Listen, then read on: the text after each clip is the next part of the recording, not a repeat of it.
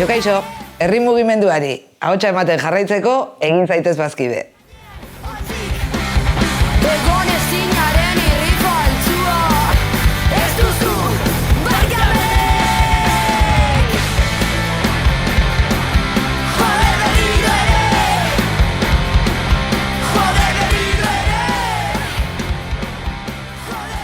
Orain dela urte batzuk Matalazen hasi zen Euskal Jaian bazkaria antolatzen, eta aurrek urtean, Mainuetan, Elai eta Matalaz antolatu nuen bateratua, Mendillorriko jendearekin, Antzara kontrabotere espazioarekin batera, Euskal Jaia, eta ikusten genuen behar bat, zerbait politago eta handiago sortzeko.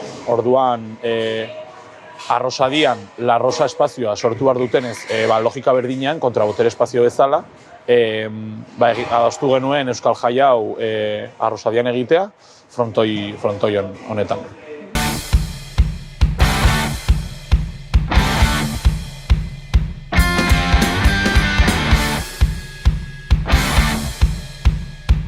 Hongo gineake lau kontrabotere espazioak, Kuadro Eskola, Donimaneko gazte mugia eta Aldezarreko gazte mugimendua baita ere. Ikusten dugu baita ere Iruñerriko panorama politikoa oso bereiztua dagoela, eta guk kontraboterea sortzen ari garela auzoetatik, eta gu baita gure markoak behar ditugula Iruñerri mailan, referentzia gehiago lortzeko, ez? Gaur goizeko 8:00 ibili gara montaketa lanetan, bihar izanen dela Euskal Jaia goizetik ibiliko gara azkenengo retokeak egiten. Ondoren bazkaria egongo da 350 pertsonentzat, eta 5:30 aldera kontzertuak hasiko dira. 8:00 ekitaldi eginen dugu, ondoren kontzertuak, eta ja amaiera emango diogu 12 aldera.